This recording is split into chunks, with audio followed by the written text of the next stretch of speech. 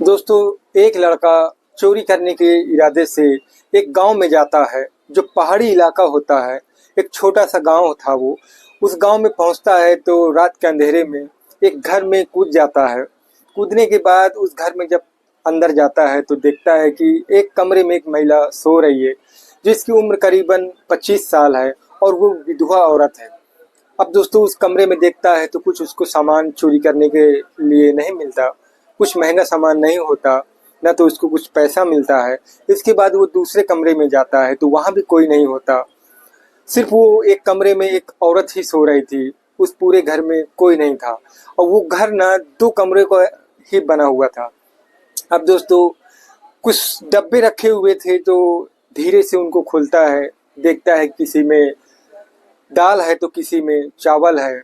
वो गुस्सा हो जाता है और उस औरत के कमरे में आता है। उस औरत को देखता है तो उसकी नीयत बदल जाती है। सोचता है चोरी करने के लिए तो कुछ है नहीं इस घर में, क्यों ना इस औरत के साथ कुछ किया जाए। अब दोस्तों उस औरत की चारपाई में के पास बैठ जाता है। उसको धीरे धीरे से सहलाने लगता है। जब ये हरकत महसूस होती है तो उड़ जाती है। अब ये चोर जो है डर के वजह से उसकी चारपाई के नीचे छुप जाता है। अब दोस्तों वो महिला जो है चारों तरफ देखने लगती है। दोस्तों ये कहानी बहुत ही इंटरेस्टिंग है, बहुत अच्छी कहानी है। बस आप लोगों से एक ही रिक्वेस्ट है कि मेरे चैनल को सब्सक्राइब करें और वीडियो को भी लाइक। दोस्तों ये कहानी है हिमाचल प्रदेश के एक पहाड़ी इलाके में एक छोटा सा गांव है। उस गांव में करीबन 20 से 25 घर हैं और वो घर जो है काफ़ी दूर दूर फैसले में बने हुए थे। उनको जो जगह मिली थी घर बनाने के लिए, थोड़ी थोड़ी सी जगह मिली हुई थी और काफ़ी दूर दूर थी। अब दोस्तों एक चोर जो है उस गांव में पहुंचता है चोरी के लिए। तो रात के अंधेरे में जब पहुंचता है तो एक घर में कूदता है तो वहां चोरी करता है। अब चोरी करके जब वो बाहर निकलता है तो टाइम देखता है तो रात के करीबन 1 बजे हुए थे। तो सोचने लगता है कि यार अभी समय तो मेरे पास बहुत है, क्यों ना एक घर में और चोरी किया जाए। अब दोस्तों एक दूसरे घर में जब वो कूदता है तो वहां जाता है तो देखता है कि एक महिला चारपाई में सोई हुई है। और उस कमरे में जब देखता है तो कुछ चोरी करने के लिए कुछ उसको महंगा सामान नहीं मिलता, ना तो कुछ उसको पैसे मिलते हैं। अब वो दूसरे कमरे में जाता है तो उस कमरे में भी कोई नहीं था और कुछ सामान, कुछ डब्बे रखे हुए थे, कुछ कपड़े रखे हुए थे। तो कुछ डब्बों को खोलता है चुपके से तो उनमें किसी में दाल होता है तो किसी में चीनी होती है। अब वो गुस्सा हो जाता है, सोचने लगता है कि यार इस घर में कुछ चोरी करने के लिए तो मिला नहीं, क्यों ना इस महिला के साथ कुछ किया जाए। क्योंकि दोस्तों वो चोर जो है उसकी नीयत जो है बदल चुकी थी। अब दोस्तों पहले सोचता है कि इसको जगा के इसके साथ कुछ किया जाए, लेकिन फिर सोचता है कि अगर मैं ज़बरदस्ती भी करूँगा तो इसको कोई बचाने वाला नहीं है इस घर में। और वो घर जो है सिर्फ 2 कमरों का था और वो विधवा के अलावा और कोई उसके साथ उस घर में नहीं रहता था। अब दोस्तों उसकी चारपाई में ये बैठ जाता है और धीरे धीरे से उसको सहलाने लगता है। तो उस औरत को महसूस होता है तो वो जाग जाती है। और ये चोर जो है डर की वजह से उसके चारपाई के नीचे छुप जाता है। अब वो चोर, अब वो महिला उठती है तो चारों तरफ देखती है तो उसको कोई नहीं दिखता, लेकिन उसको महसूस होता है कि कोई तो मेरे घर में आया है। अब वो इधर उधर देखती है, बाहर निकलती है तो कोई नहीं दिखता। अब वो पानी पीती है, पानी पीने के बाद फिर वो सो जाती है। अब दोस्तों वो चोर जो होता है वो घंटे भर का समय लेता है कि जब ये महिला सो जाएगी, अच्छी नींद में हो जाएगी तो मैं चुपके से यहाँ से निकल जाऊँगा। मुझे कुछ करना वरना नहीं है। अगर ये कहीं चिल्ला दिया तो गांव वाले मुझे पकड़ लेंगे और पता नहीं वो मेरे साथ क्या करेंगे। अब दोस्तों वो घंटे भर उसी चारपाई के नीचे इंतजार करने लगता है। सर्दी का मौसम होता है, काफ़ी कोहरा पड़ा हुआ था, धुंधली छाई हुई थी। तो वो चोर जो है इंतजार करते करते वो चारपाई के नीचे ही सो जाता है। अब दोस्तों सवेरा हो जाता है, सवेरे 7 बज जाते हैं। वो महिला उठती है तो अपने घर के बाहर साफ सफाई करती है। इसके बाद कुछ मोहल्ले की महिलाएं आती हैं जो बाथरूम के लिए पहाड़ी तरफ जा रही थी। वो उस विधवा औरत से पूछने लगती हैं कि बहन, आज तो हमारे गांव में चोरी हो गई और फला के घर में चोरी हो गई। पता चला है कि करीबन 2 लाख रुपए चोरी हो गए हैं। तो महिला कहती है कि अच्छा मुझे तो पता नहीं है, तुम ही लोगों से मालूम पड़ रहा है। अब वो महिला को शक हो जाता है कि रात में जो मुझे कुछ महसूस हो रहा था, कहीं चोर मेरे ही घर में तो नहीं है। अब वो महिला पहाड़ी तरफ चली जाती है। अब वो विधवा औरत अपने कमरे में आती है, दूसरे कमरे में जाती है तो वहाँ कोई नहीं होता। जिस कमरे में वो सो रही थी उस कमरे में जाती है तो देखती है कि चारपाई के नीचे चोर सोया हुआ है। वो अभी तक नहीं जगा था, क्योंकि रात में काफी जगा हुआ था तो उसको नींद लग गई, तो उसको पता ही नहीं चला कि सुबेरा कब हो गया। अब दोस्तों वो अपनी झाड़ू से वो महिला विधवा उसको उठाती है, बाहर निकालती है। तो जब समय देखता है तो चोर चौंक जाता है, वो बहुत डर जाता है, उसके पैर पकड़ लेता है और कहता है कि प्लीज किसी बाहर वालों को मत बताना कि मैं चोरी करने के लिए इस गांव में आया हूँ। अगर मालूम पड़ गया तो वो मेरी जान ले लें। अब वो विधवा कहती है कि तुम वाकई इस गांव में चोरी किए हो? तो चोर कहता है कि हाँ मैंने चोरी किया है और दूसरा नंबर तुम्हारे घर था, लेकिन तुम जाग गई और मैं यहाँ छुप गया और सो गया। अब इतने में शोर सुनती है वो विधवा औरत कि गांव वाले कुछ करीबन 10-15 लोग इकट्ठा होकर घर घर जो है तो देख रहे हैं।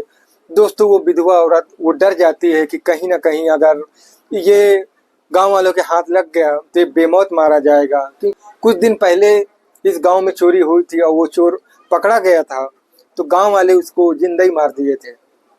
अब दोस्तों वो महिला बाहर जाती है, वो गांव वाले आते हैं, पूछते हैं कि भाभी क्या तुम्हारे घर में तो चोर नहीं आया? तो महिला कहती है कि नहीं, मैंने अपना घर पूरा देख लिया और मेरे पास तो 2 ही कमरे हैं, मेरे घर में कोई चोर नहीं आया।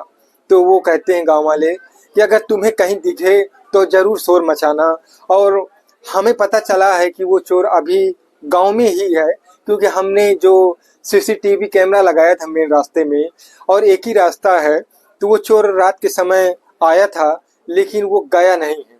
अब दोस्तों वो महिला फिर आती है और वो चोर से कहती है कि देखो तुम्हारी तलाश है, अगर तुम इनके हाथ लग जाओगे ना तो पक्का है कि तुम्हें ये जान से मार देंगे।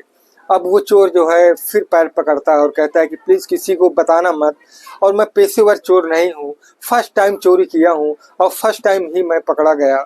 अब दोस्तों वो महिला डर जाती है कि कहीं ना कहीं अगर गांव वालों को मालूम पड़ गया तो मेरे ऊपर भी इल्ज़ाम आ जाएगा। दोस्तों वो चोर को कहती है कि ठीक है मैं कुछ करती हूँ। अब उसको दूसरे कमरे में बंद कर देती है और कहती है कि तुम यहीं रहो, मौका मिलेगा तो मैं तुम्हें बाहर यहाँ से निकाल दूंगी।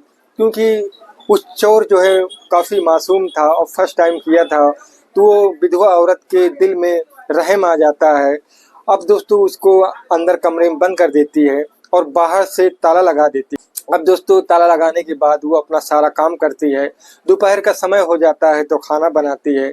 अब चोर के बारे में ख्याल करती है कि ये भी भूखा होगा, क्यों ना मैं इसको भी थोड़ा खाना दे दूं। अब उसको खाना लेकर जाती है। पहले तो वो घर के बाहर देखती है कि कोई आ तो नहीं रहा। जब देखती है कोई नहीं आ रहा तो चुपके से जाकर कड़ी खोलती है और उसको खाना दे देती है और कहती है कि खाना खाकर अभी तुम इंतजार करो और इसके बाद मैं बताऊंगी कब तुम्हें बाहर निकलना है। अब दोस्तों वो खाना खाकर अंदर ही लेटा रहता है। अब दोस्तों धीरे धीरे काफ़ी समय बीतता है, शाम हो जाती है, रात के 7 बज जाते हैं। मोहल्ले की ही कुछ लोग जो है औरतें कुछ आती हैं। अब सारा दिन चोरी की चर्चा हो रही थी। अब कुछ औरतें मोहल्ले की विधवा की घर में भी आती हैं और चोरी की बातें करने लगती हैं। विधवा औरत से मजाक के अंदाज में कहती हैं कि क्या बहन तुम्हारे घर में तो कुछ चोरी नहीं हुआ? तो विधवा औरत कहती है कि मेरे घर में ऐसा कुछ नहीं है चोरी करने के लिए, क्या चोरी करेगा मेरे घर में?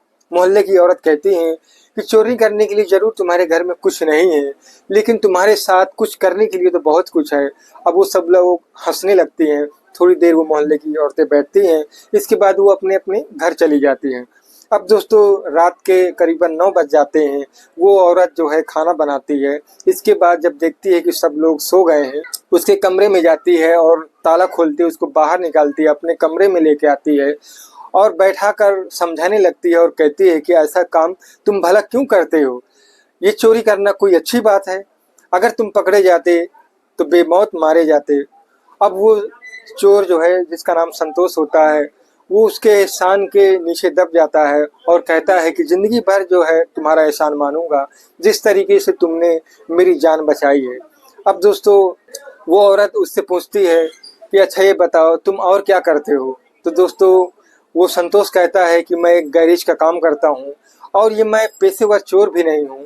मेरे पास कुछ पैसे थे दोस्तों कहने पे मैं जो है एक जुआ के अड्डे में चला गया और पैसा हार गया।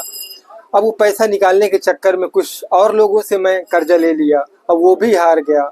अब वो लोग जो है मुझसे अपना पैसा मांगते हैं। अब मेरे पास इतना पैसा है नहीं कि मैं उनको वापस कर सकता। तो इसी वजह से मैंने आज ये फर्स्ट टाइम चोरी करने का इरादा किया था और पकड़ा भी गया।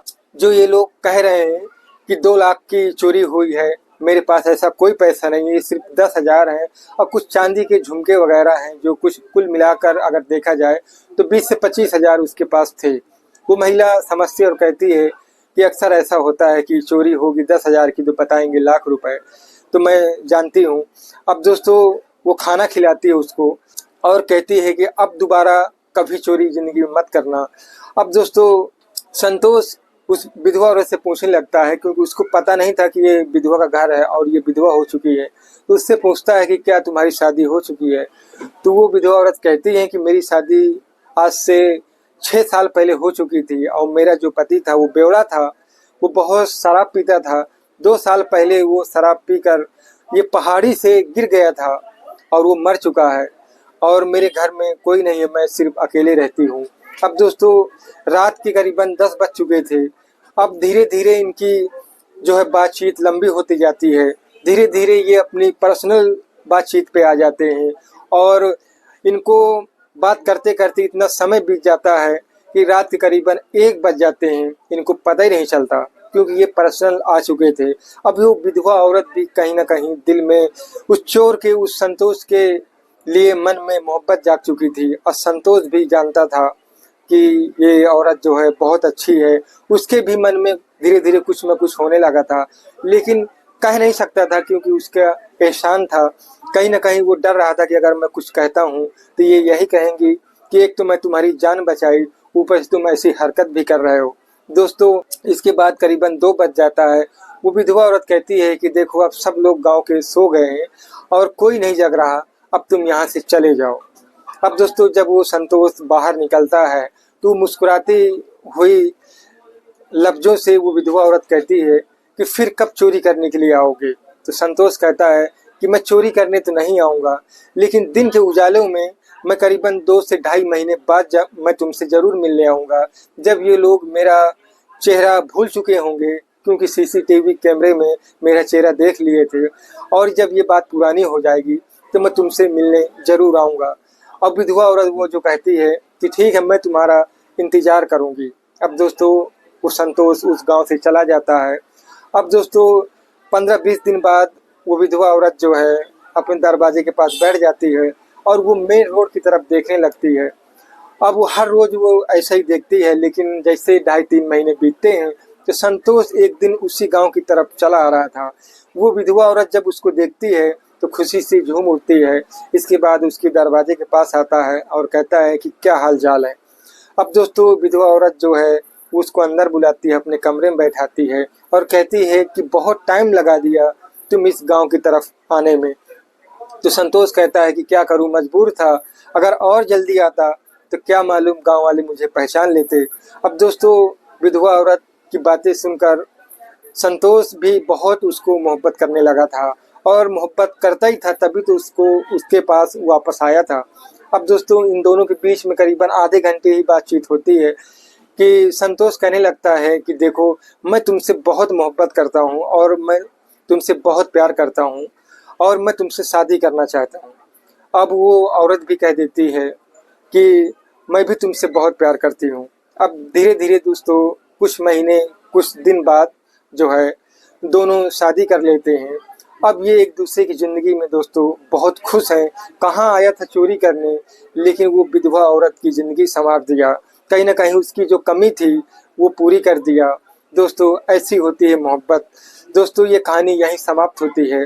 बस आप लोगों से एक ही रिक्वेस्ट है कि मेरे चैनल को सब्सक्राइब करें और वीडियो को भी लाइक करें। अगर ये कहानी आपको अच्छी लगी हो तो कमेंट जरूर करें। फिर मिलते हैं एक अच्छी सी वीडियो के साथ।